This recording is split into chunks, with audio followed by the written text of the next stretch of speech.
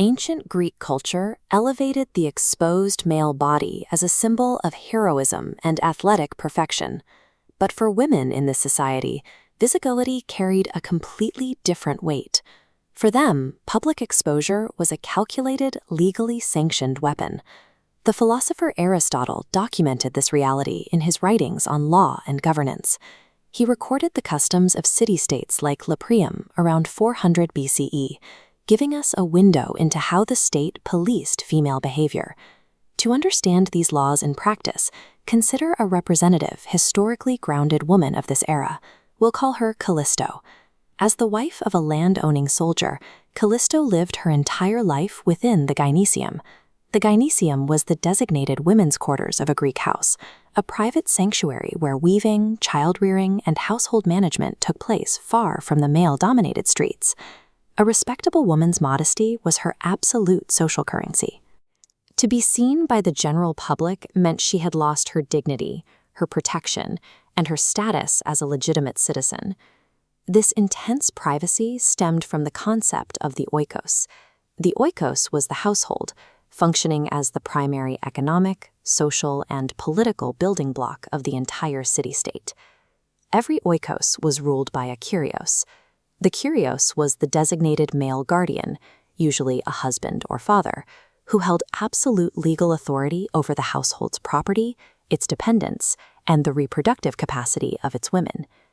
Because of this structure, adultery, known as moikeia, was prosecuted as a devastating property crime.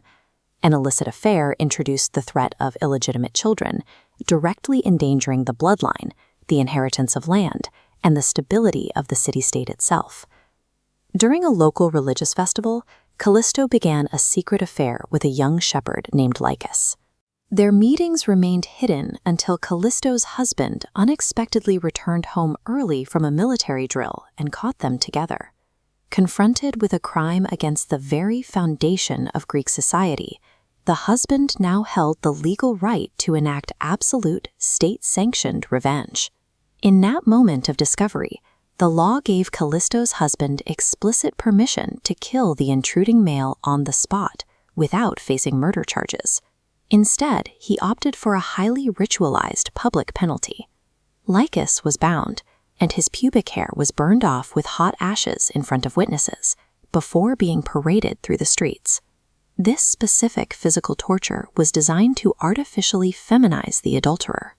By removing his body hair, the husband legally and publicly stripped Lycus of his masculine dominance.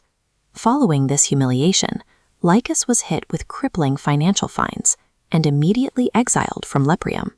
The legal system neutralized the male offender by erasing his masculinity and physically ejecting him from the community. With the intruder gone, the husband's honor was legally restored. Kallisto's punishment was entirely different. Executing women risked depleting the population and sparking blood feuds between families. Instead, she was instantly divorced, stripped of her dowry, and permanently separated from her children, beginning a protracted social death.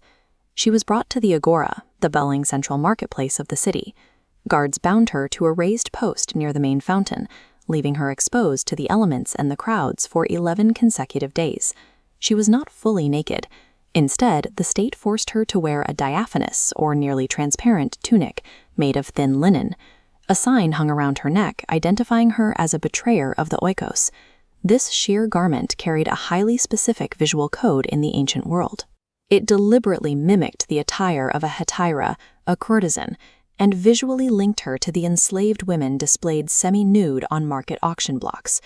The state used this transparent tunic to invert her identity. By placing her in the center of daily commerce, they transformed her from a hidden, protected wife into an exposed piece of public property.